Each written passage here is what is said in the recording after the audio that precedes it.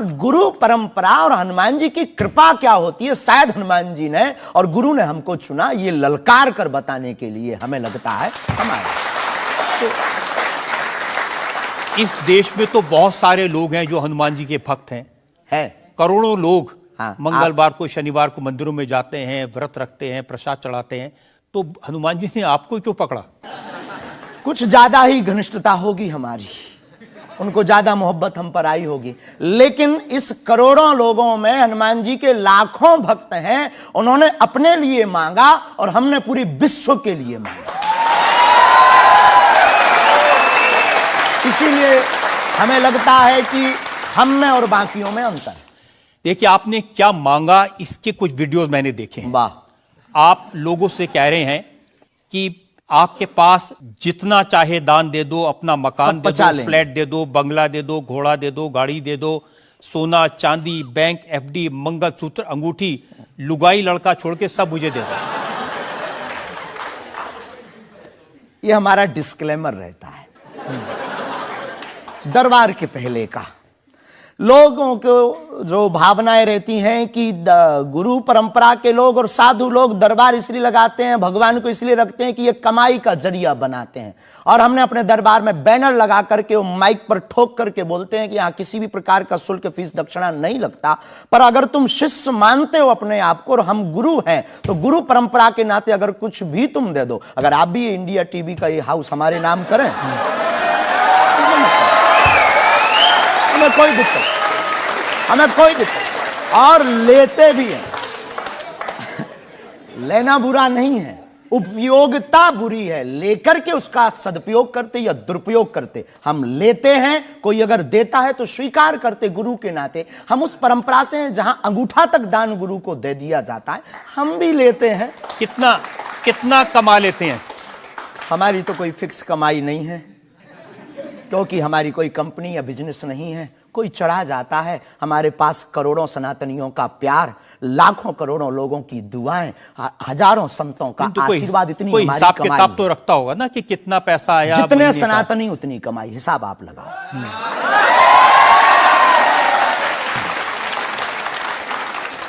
ज्यादा बातें इसलिए होती हैं कि आप जो स्टंट करते हैं पब्लिसिटी के लिए, आप ऐसी ऐसी बातें कह देते हैं। आप कहते हैं कि बिना वीजा के हनुमान जी रावण की लंका में घुस गए थे। ये जो मॉडर्न युवान भाई बहन है, इनको लंका प्रवेश के बारे में बताएंगे तो इनको ये लगता है कि ये घिसी पिटी बातें इनके दादा परदादा बताते रहे, ये बेचारे ऊब गए। इनको कुछ ऐसा चाहिए कि उस अध्यात्म से कनेक्ट हो पाए। और जैसे रावण ने मुझसे फोन पे बात की। हाँ, बिल्कुल, हम वही बोलने ही वाले थे।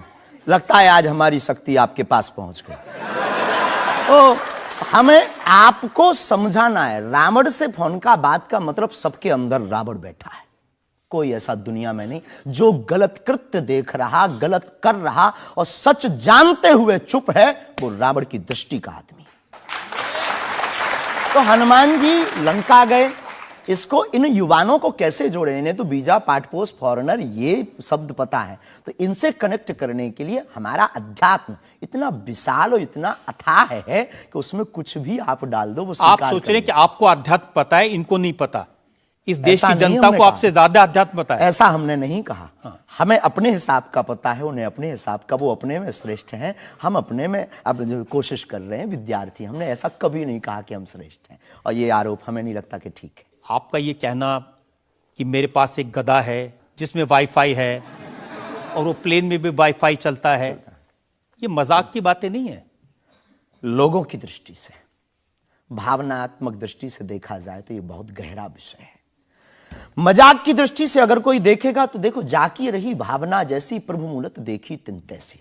भगवान की कोई लीला को सिर्फ रास लीला को उठाते हैं, लेकिन हम तो महाभारत भी उठाते हैं।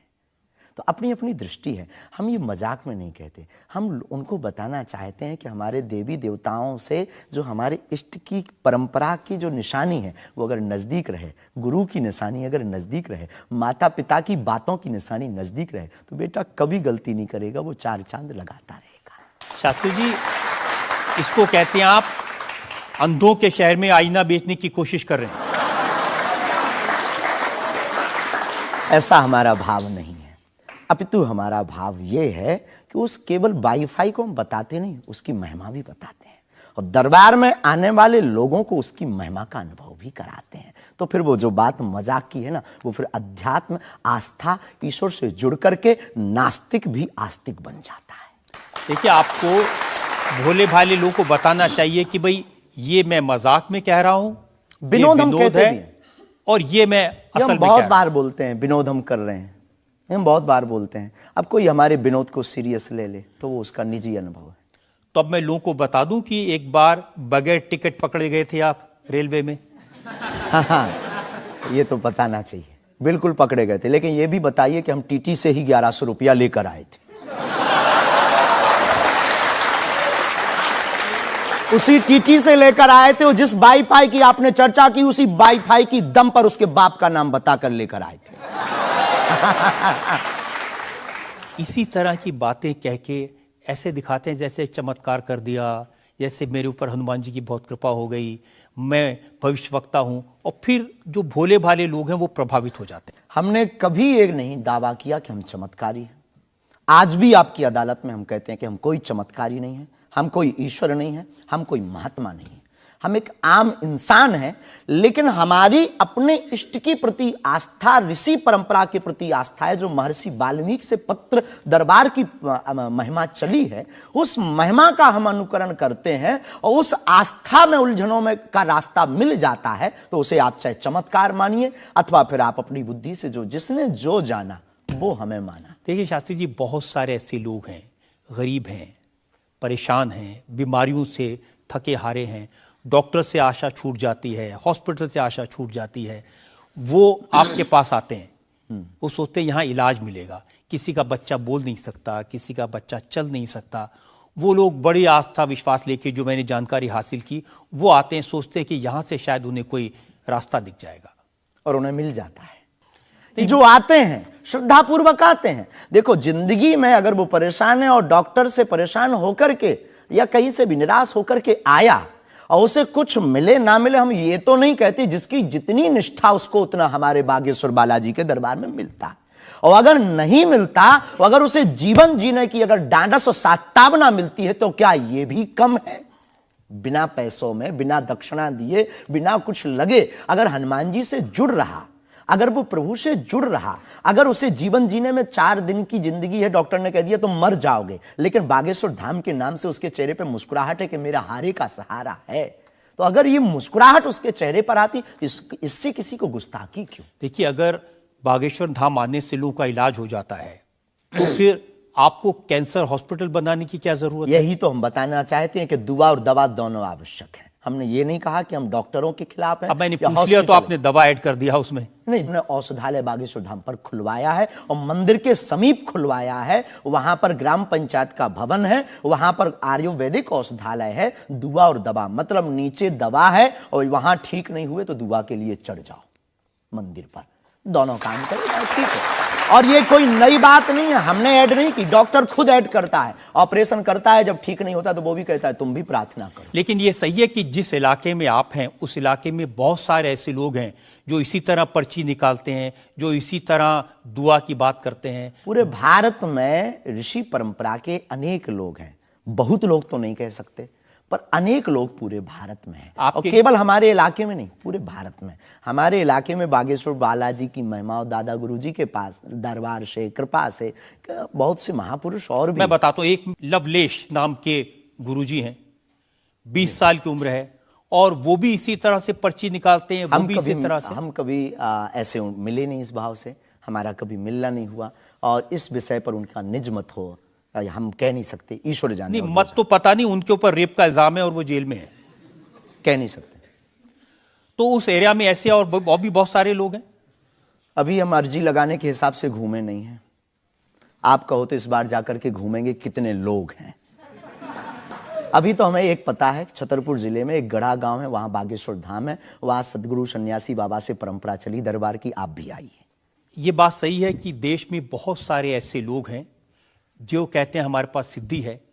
एक जयपुर में है, उन्होंने बताया कि मैंने कर्ण पिशाच को साधा हुआ है, और वो भी किसी की भी डेट ऑफ बर्थ बता देते हैं किसी के परिवार वालों का नाम बता देते हैं? हमारे पास ऐसी कोई सिद्धि नहीं, ना हमने ऐसी कोई साधना कर रखी है। हमारे पास सिर्फ अपने इष्ट पर, हनुमान जी पर भरोसा है, जो अष्ट सिद्ध नवनिधि के दाता हैं। ना हम कोई डेट बताते हैं, ना हम कोई नाम बताते हैं, और अगर उनकी कृपा से पता चल जाए तो कोई बुरी बात नहीं। जनता से जो लोग सवाल पूछना चाहते हैं। आमतौर पर क्या होता है कि संत का नाम आते ही हमारे माइंड में एक इमेज बनती है कि दाढ़ी होगी, बहुत ही जो उनकी वेशभूषा होगी बहुत ही सिंपल और सरल होगी, लेकिन आपकी वेशभूषा देख के, टोपी देख के लगता है एकदम कलरफुल रहता है। आपकी दुनिया ही रंगीन है तो साधु को भी रंगीन होना चाहिए। बहुत बढ़िया, बहुत बढ़िया। जब 7 रंगों की भरी दुनिया है माय डियर सिस्टर, 7 रंगों से भरी दुनिया है, तो मुझे क्या दिक्कत है? और हम कोई साधु नहीं, हम कोई महात्मा नहीं, ना हमने चोला ले रखा है। हम एक वर्ण व्यवस्था की बात नहीं करेंगे, हम एक गुरु के शिष्य हैं और आम इंसान हैं। और अगर कोई सरनेम पूछे तो हम शुक्ल वंशीय सरयू पारी ब्राह्मण है। तो जो 7 ब्राह्मणों की वेशभूषा है वो हमने धारण की, गुरु के नाते हमने ये पादुका अपनी एक परंपरा को निर्वाहन करने के लिए धारण की। और टोपी कोई आया तो दे गया, अगर आप कुछ दो बहन हमें तो वो भी स्वीकार है। आप चाहो तो कुछ हमें पहनने को दे सकते हो, हम पहन लेंगे। एक वेबसाइट ने लिखा कि ये जो टोपी पहनते हैं ये पहनाने वाले से भी कुछ गुरु दक्षिणा लेते हैं। जो कपड़े पहनते हैं, जो कपड़े जिसके दिए पहनते हैं उससे भी कुछ पैसा लेते हैं। आज तक ऐसा कोई मिला नहीं है, खोज जारी है। किसी ने हमें आज तक दक्षिणा नहीं दी टोपी पहनाने के नाम पर या कपड़े पहनाने के नाम पर। हम तो राह चलते कोई मिल जाता है तो उसका पहन लेते, अपना दे देते हैं। हम तो साधु उस परंपरा के हैं, उस परंपरा के। लेकिन अच्छे लगते हैं आपको ये रंग बिरंगे कपड़े? बहुत आनंद आता है। क्या दिक्कत है साहब? किसी को दिक्कत है वो हमसे ज्यादा रंगीन पहने। एक शायर ने कहा कि जो खानदानी रईस हैं वो मिजाज रखते हैं नर्म अपना। आपका लहजा बता रहा है आपकी दौलत ये शोहरत नई नहीं रही।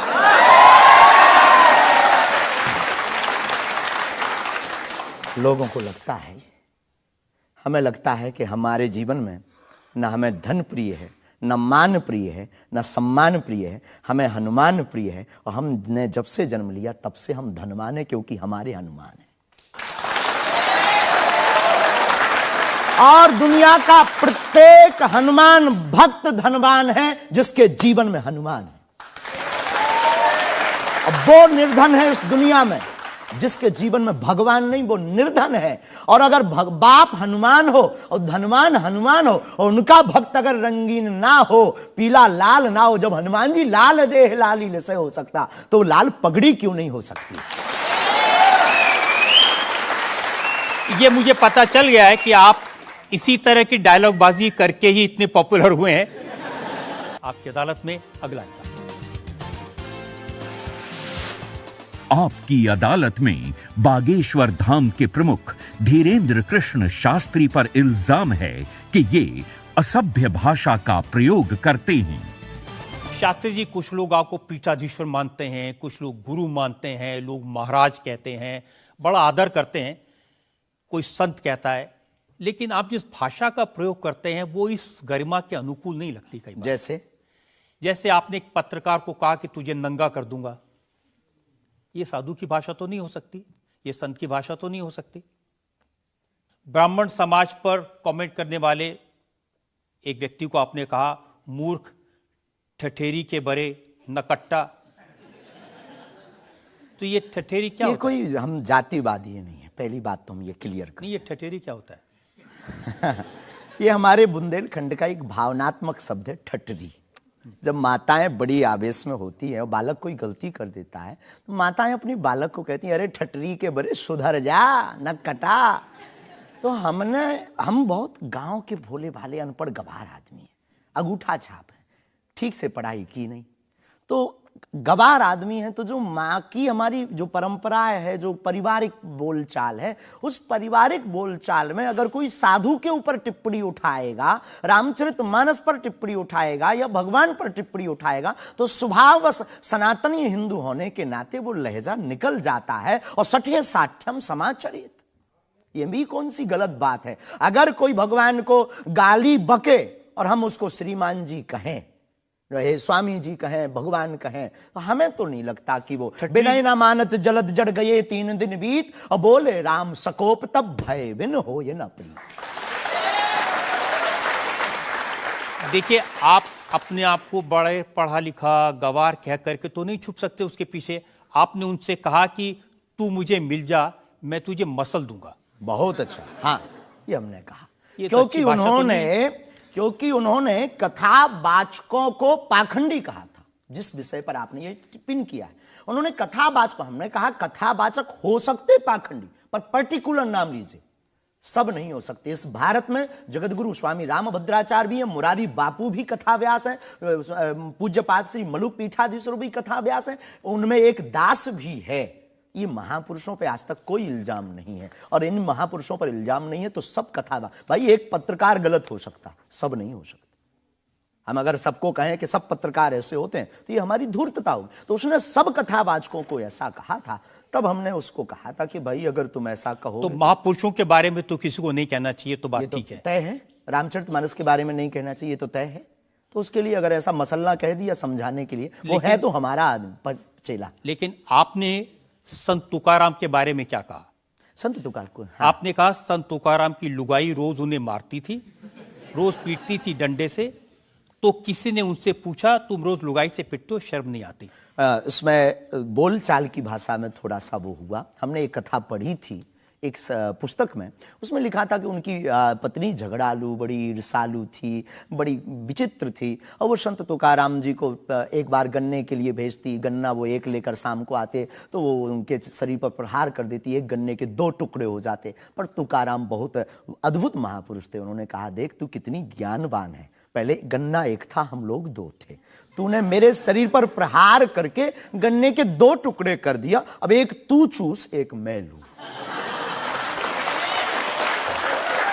तो लेकिन आपने जो बोलचाल उसमें बिगड़ा जिस अंदाज में कहा था वो सम्मानजनक नहीं था, समाज के लिए असभ्य था, इसमें कोई संदेह नहीं है। लेकिन हम अपनी भाषा से समझने का कोशिश करते हैं, जो कई बार हमारी भाषा लोगों के अनुरूप फिट नहीं है। कभी नहीं, आपको नहीं लगता कि संत तुकाराम जैसे महान संत के बारे में ये कह दिया, उसके लिए हमने तो गलती माननी चाहिए? बिल्कुल, अगर ये किसी की भावनाओं को ठेस पहुंचा तो संतों के प्रति हमारे हृदय में अथाह प्रेम है, अथाह प्रेम। और हम स्वप्न में भी, हम तो खुद साधु परंपरा से जीवित हुए हैं, नालायक से बोलने लायक संतों के कारण हुए, और हम अगर संतों का अनादर करेंगे तो अपनी जिंदगी में हम रहेंगे कहां?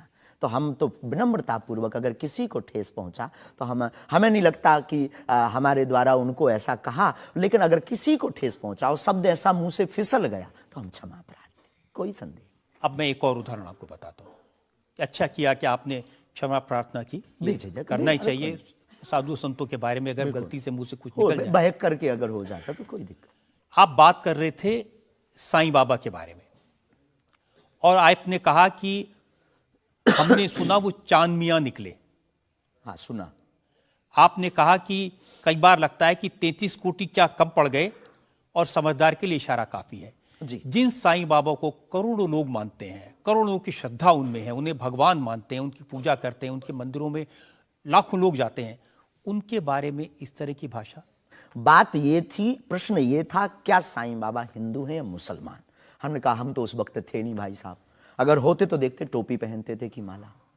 तो हमने जो सुना है, कोर्ट ने कहा, ऐसा एक पत्रकार में पत्र वार्ता में निकला है कि वो चांद मियां है। उन्होंने, उनके जो कमेटी के लोग हैं, उन्होंने क्षमा मांगी, तो हमने यही बात उनको बता दी, बस प्रेस की बात बता दी। तो हमसे ज्यादा ये आरोप जिस पत्रकार ने ये छापा है उस पर उठना चाहिए। नहीं, लेकिन आपके कहने से लोगों की भावनाएं आहत हुई। हमारा किसी भी संत के प्रति अनादर नहीं, सब धर्मों के प्रति सम्मान है। जो जिस धर्म को मान रहा, बलपूर्वक उसको मानना चाहिए। हम सिर्फ अपने धर्म के कट्टर हैं, सिर्फ ये बताना चाहते हैं।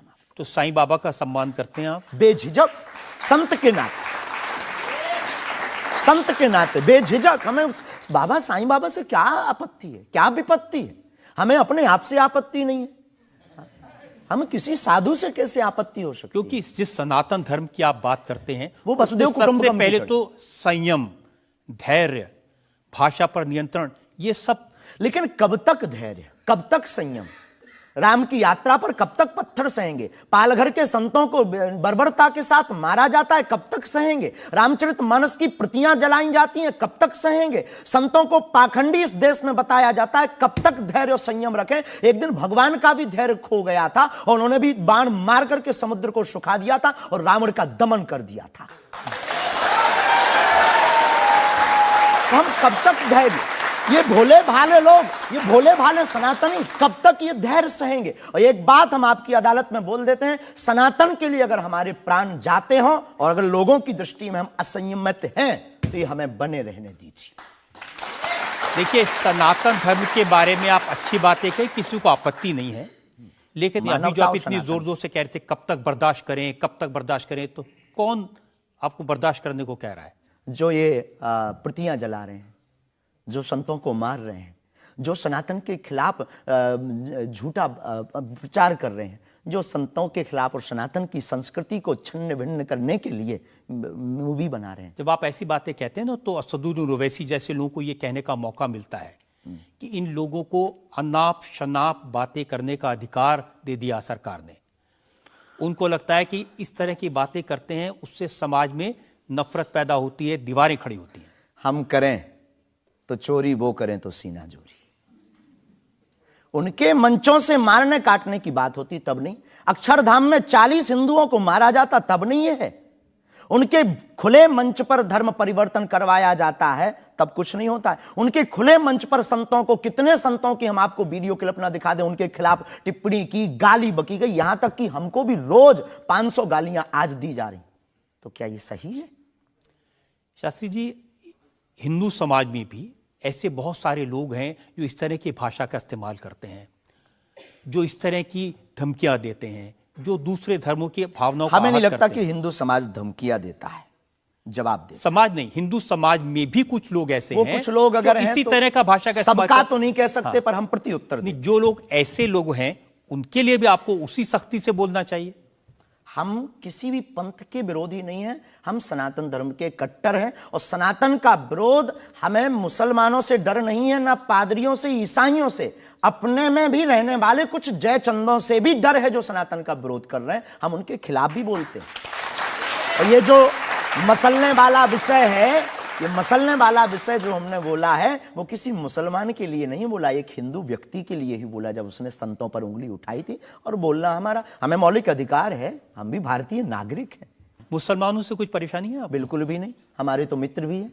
मैंने तो ये भी सुना कि आपकी बहन की शादी एक मुसलमान से पैसे लेकर सहयोग आपने दी, करवाई हाँ। थी। आज भी हमारा मित्र, अभी 5 दिन पहले ही मिला, चाय भी पी, और हमारा लगभग 500-600 मुसलमान परिवार हैं जो आत्मा से जुड़े हैं। इस भारत का प्रत्येक नागरिक अपने हृदय पर अगर हाथ रखे ना, अब मीडिया में वो कुछ भी बोले तो उसकी रंगों में राम और कृष्ण का ही ब्लड बह रहा है। तो हम मानवता के पुजारी हैं, हम मानवता के पुजारी हैं, जातियों के या पंथ के पुजारी नहीं। हम इसको लेकर मेरे पास और इल्जाम है। हम एक ब्रेक के रुकेंगे और ब्रेक के बाद आपकी अदालत में धीरेन्द्र के शास्त्री पर इल्जामात और सवालात का एक और आपकी अदालत में अगला इल्जाम। आपकी अदालत में बागेश्वर धाम के प्रमुख धीरेन्द्र कृष्ण शास्त्री पर आरोप है कि ये अपने विरोधियों को धमकी देते हैं। शास्त्री जी, सुना है कि विरोधियों को धमकी दे रहे थे आप, लेकिन आजकल आपको भी धमकियां मिलने लगी हैं। आपको भी लोग कह रहे हैं कि जान को खतरा है। हाँ, ये कोई नई बात नहीं है। इस भारत में जब जब भी सनातन की बात किसी ने पुरजोर तरीके से उठाई है तो उसको मिटाने के लिए और उसको डिगाने के लिए तरह तरह के स्वांग और षड्यंत्र, तरह तरह के प्रायोजित ढंग से उसको फंसाने के उपाय किए गए हैं। लेकिन सिर पर सीताराम, फिकर फिर क्या करना। और रही बात धमकी की, तो साधु परंपरा में या हम अपनी गुरु परंपरा में कभी किसी को धमकी नहीं देते हैं। हम सिर्फ ये कहते हैं कायदे में रहोगे तो फायदे में रहोगे। आपके लिए सुरक्षा की मांग करने के लिए आपके समर्थकों ने जंतर मंतर पर एक प्रदर्शन किया, उसका वीडियो मैंने देखा है। और जो लोग बागेश्वर धाम के नाम पर वहां प्रदर्शन कर रहे हैं वो कह रहे थे अब चाकू छोड़ो, तलवारें रखो, अब इन लोगों को गोली मारो। और वो लोग बहुत ही हिंसक भाषा का इस्तेमाल ये बिल्कुल भी कतई हमें पसंद नहीं है, और इसकी छूट हमने कदापि किसी को नहीं दी, क्योंकि हम स्वयं ये कहते हैं कि जिंदगी में याद रखना, सनातन धर्म वो धर्म है जो अहिंसा का पुजारी है, और हम हिंसा के पक्षधर नहीं है, क्योंकि हिंदू का अर्थ ही होता है जो हिंसा का दमन करे। लेकिन आपने तो कुछ रिएक्ट ही नहीं किया।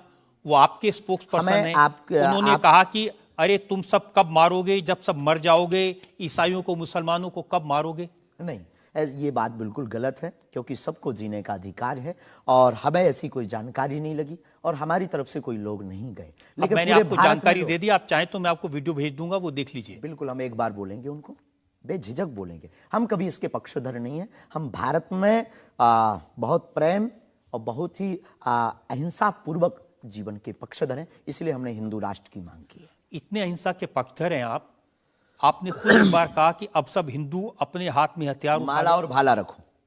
ये तो हमारी देवी देवताओं के भी हाथ में है। प्रत्येक भगवान के हाथ में, किसी के हाथ में मुगदर है, त्रिशूल है, उनसे भी लोगों को आपत्ति होगी, जिन्हें दिक्कत है। हम सुरक्षा करना, भारतीय संविधान में भी हथियार देने का लाइसेंस दिया जाता है, उसको बंद करवाया जाए। जो हथियार देने का लाइसेंस है वो इसलिए आत्मरक्षा के लिए। तो हम भी आत्मरक्षा के लिए भाला रखवा रहे हैं। हमारी क्षमता नहीं ना बंदूक लेने की, साहब गरीब आदमी है।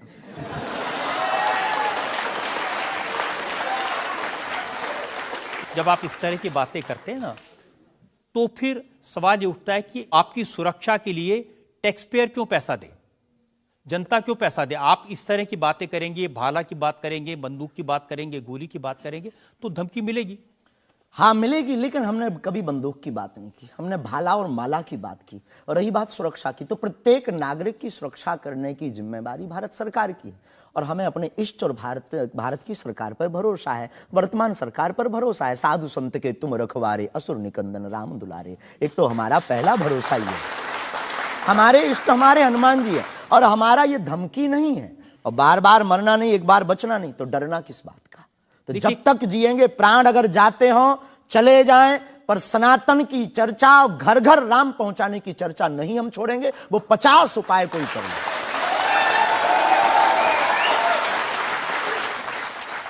कोई ना कोई डर तो है। आप कहते हैं कि मैं अब बुलडोजर खरीदने वाला हूं, हिंदुओं एक हो जाओ, पत्थर मारने वालों पर बुलडोजर चलाओ। ये भी हमारा अहिंसात्मक बयान है, पूर्ण अहिंसात्मक। बुलडोजर कब से अहिंसात्मक हो गया? वाह, ये कुआं खोदने के भी तो काम आता है। तो हमने कहा कि अगर राम की यात्रा पर कोई पत्थर फेंकेगा तो बचाने के लिए भाई बुलडोजर खरीदो, और अगर किसी को अपनी शरीर की दिक्कत है या किसी को अपने पंथ को दिक्कत है, वो क्रेन खरीद ले, हमें क्या दिक्कत है? हम कोई रोक नहीं रहे हैं, लेकिन अभी हमारे पास इतना रुपया नहीं आया कि हम बुलडोजर लें, और अगर आप लोग सहयोग करेंगे तो हम रख लें। देखिए, ये डायलॉग मारना अच्छा है, डायलॉग नहीं, लोगों को मजा भी आता है। गुरु की परंपरा के अनुसार हम सिर्फ एक बात बताते हैं। हाँ, लोगों को डायलॉग लगता है। कैसे गुरु हैं जिनकी परंपरा में कभी भाला, कभी बुलडोजर, और फिर कहते हैं मैं अहिंसा की बात करता हूं। ये हमारी ऋषि परंपरा है, ये भगवान राम की परंपरा है। अच्छा, भगवान राम के टाइम पर बुलडोजर आते थे। भगवान राम धनुष बाण लिए थे। अब थोड़ा टेक्नोलॉजी बढ़ गई है, तो टेक्नोलॉजी के हिसाब से हमें भी बदलना चाहिए। परिवर्तन प्रकृति का नियम है। क्या करेंगे बुलडोजर का? आत्मरक्षा।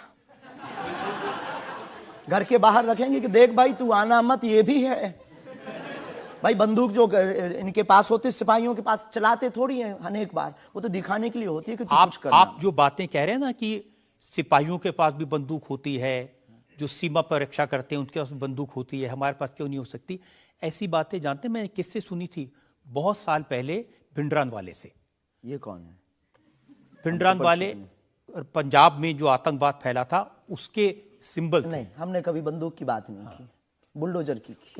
उनसे मैंने ये सवाल पूछा था। उन्होंने बुलडोजर रखी थी। मैं आपको बताता हूं, उनसे मैंने, देखिए ये मजाक की बात नहीं है, मैंने उनसे सवाल पूछा था कि उनकी आपत्ति क्या थी कि जो हिंदू हैं वो यज्ञोपवीत क्यों पहनते हैं और सिख लोगों को कृपाण लेकर जाने की इजाजत क्यों नहीं होती।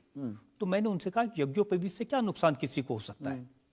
तो उन्होंने कहा नहीं, इससे भी गला घोट के मारा जा सकता है। मैंने कहा आप तो बंदूक की बात कर रहे हैं। तो उन्होंने यही कहा था कि सिपाहियों के हाथ में भी तो बंदूक होती है, वो भी आत्मरक्षा के लिए। तो ऐसी बातें जो लोग गुरु परंपरा के लोग हों उनको नहीं कहनी चाहिए। आपकी दृष्टि से कह सकते हैं, लेकिन हमें लगता है कि आत्मरक्षा के लिए सब कुछ जरूरी है और वर्तमान समय में आवश्यक है। और बुलडोजर की बात अगर कहें तो बुलडोजर का पूर्ण अहिंसात्मक बयान है, और किसी व्यक्ति से अगर आप जोड़ रहे हैं तो वो उसका निज मत है। हमारा मत बंदूक की तरफ। सनातन धर्म का मत क्या है? सनातन धर्म का मत है सनातन सत्य, अहिंसा, दया, क्षमा, दान, जप, तप। मारकाट की बात तो नहीं करता। वीरता भी है, ये वीरता का प्रतीक है बुलडोजर। चाय भी मंगवा दो साहब। अच्छा, हम चाय पियेंगे, हमें चाय की पीना बड़ी चाहते आदत हैं। है। हाँ, तो पानी और चाय दोनों भेजा जाए। जी जी। वैसे तो संतों को चाय पसंद नहीं आती है ना? लेकिन आपके बारे में जितना मैं रिसर्च की हूँ, मुझे पता चला है आपको चाय बहुत पसंद है। क्या ये सही है? जी बहन, बहुत सही बात है। जो कौन सी चाय अदरक पसंद वाली करते चाय। हैं? अदरक वाली चाय, और हमारे दादा गुरु जी को बहुत प्रिय है। इस चाय से हमारी याद जुड़ी हुई है दादा गुरु से। हम 2 भाई हैं वैसे तो, पर ताऊ चाचा के मिलाकर के 10 भाई हैं। और हम जब दादा गुरुजी के पास जाते थे तो सब ऐसे ही बैठते थे। तो दादा गुरुजी बहुत सिद्ध महापुरुष, बहुत कम बोलते थे, महापुरुष थे। तो वो चाय पीते थे तो अपनी जूठी चाय, खूब ये जो नरेली है, इसकी आधी चाय हमको देते थे। तो हमारे जीवन में हमें ये लगा कि ये नालायक से बोलने लायक गुरु के इस प्रसाद के कारण बना है। और प्रत्येक, इसके पीछे एक और रहस्य है, प्रत्येक बालक को अपनी परंपरा को छोड़ना नहीं चाहिए, चाहे किसी भी लेवल पर पहुंच जाए। शायद ये भी सूत्र है।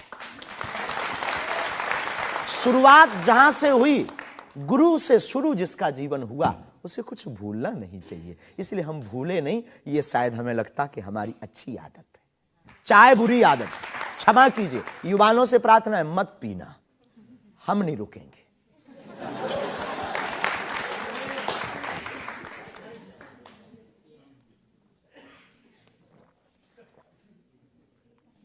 और हमारे दादा गुरु ने तो श्लोक भी बनाया है, कहो तो सुनाऊं। चाय पर श्लोक। चाय पर श्लोक आपने नहीं सुना होगा, एक बार सुन। केटली गर्भ संभूतम शक्कर पत्ती मिश्रितम कप मध्य विराजते देवी ओम चाय चंडिकाय नमो नमः। और केवल इतना ही नहीं, चाय और चाह दोनों जिंदगी में बहन जरूरी है। चाय हमारे लिए जरूरी है क्योंकि हमें लगता कि चाय से गुरु की याद आती है, और जिससे ईश्वर की याद आए वो बुरी चीज भी अच्छी है। और चाह, परमात्मा को पाने की चाह भी जिंदगी में बहुत जरूरी है। जिसके अंदर ईश्वर को पाने की चाह होती, वो आदमी भी नंबर 1 का होता। चाह पैसों से आनों में आती रही, चाह आनों से रुपया बनाती रही, चाह रुपयों से नोट बुनाती रही, चाह नोटों से कोठी चुनाती रही, चाह कोठी में मोटर मंगाती रही, चाह मोटर से होटल में जाती रही, चाहे होटल में बोतल खुलाती रही, चाहे क्या क्या ना करती कराती रही। चाहे मोटर से होटल में जाती रही, चाहे होटल में बोतल खुलाती रही, चाहे क्या क्या ना करती कराती रही, चाहे पाली जिन्होंने वो पीले हुए, चाहे छोड़ी जिन्होंने वो रसीले हुए, चाहे जी से लगी जी जरा हो गया, चाहे हरी से लगी जी हरा हो गया। अब एक ही चाहे हमको चाहिए, वो अगर चाहे हनुमान जी तो फिर क्या चाहिए।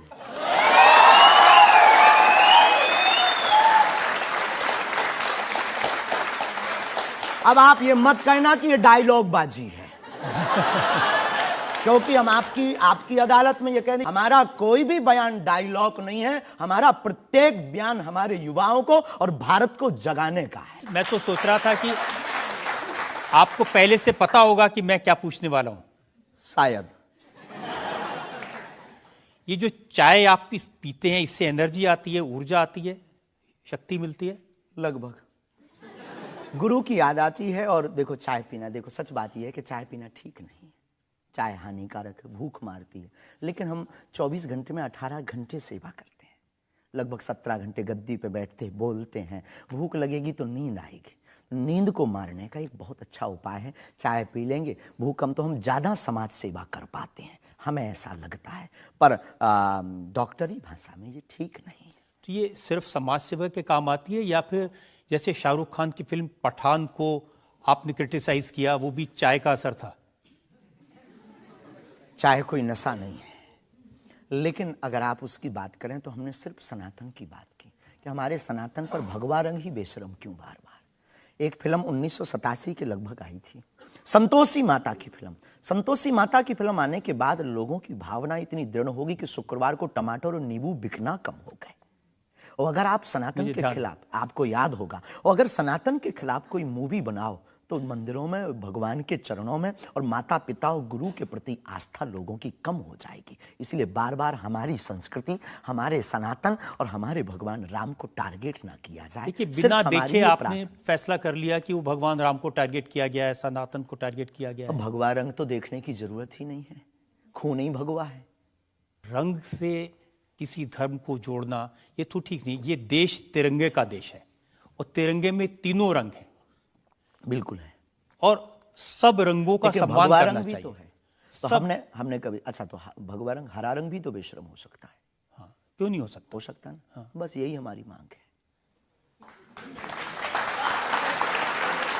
देखिए, ये इस तरह की जो मांगे करते हैं ना, उसी पर मुझे आपत्ति है।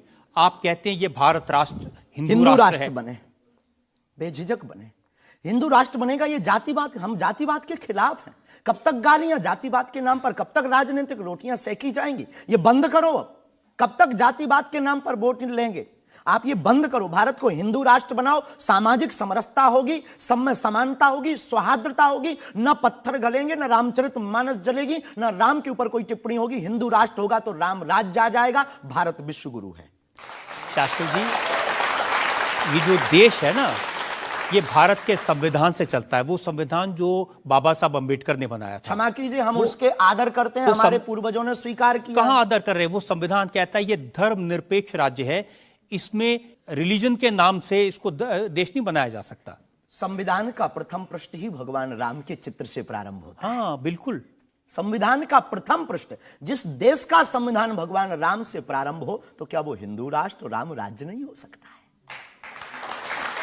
वही संविधान जो भगवान राम के पृष्ठ से शुरू होता है, वही संविधान कहता है कि भारत एक धर्मनिरपेक्ष हमने राज्य ऐसा है। सुना है, पढ़ा नहीं है, पूछना नहीं, पंथ निरपेक्ष कहा है।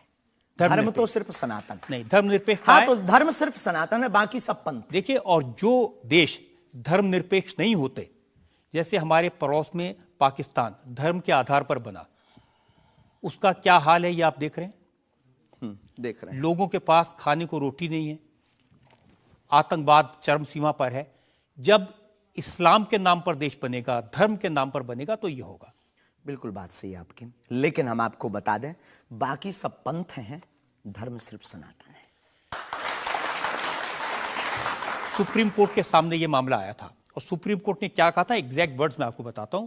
सुप्रीम कोर्ट ने कहा कि भारत जैसे धर्मनिरपेक्ष देश में धर्म के आधार पर घृणा फैलाने की, लोगों को बांटने की गुंजाइश नहीं है।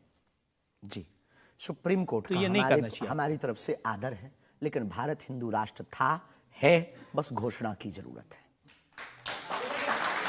देखिए, आप रंग के नाम पर फिल्मों का विरोध करते हैं। आपने कहा कि ये फिल्म नहीं चलने देंगे। हम सिर्फ सनातन के विरोधियों का विरोध करते हैं। कोई रंग से, कोई व्यक्ति से, किसी संप्रदाय से हमारा कोई विरोध नहीं। सनातन के विरोधी से हमारा विरोध है, वो किसी भी बिरादरी या समुदाय या समाज का, चाहे भले ही क्यों। आपको यह भी समझना होगा, जिस फिल्म का आप इतना विरोध कर रहे थे, जिसको आप कह रहे थे कि लोग देखने ना जाएं, उसको करोड़ों ने देखा और वो लोग सुपरहिट फिल्म हुई। होनी भी चाहिए।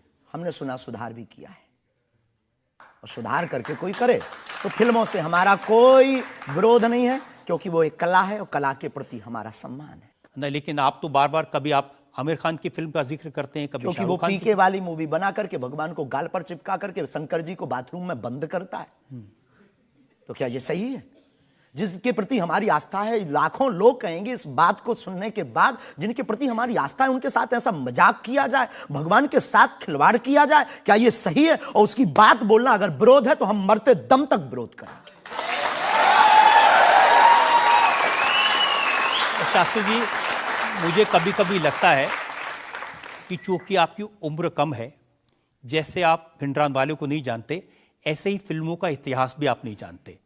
एक फिल्म आई थी बैजू बावरा, उसमें एक भजन था, मन तड़पत हरि दर्शन को आज, जो सबसे हिट था।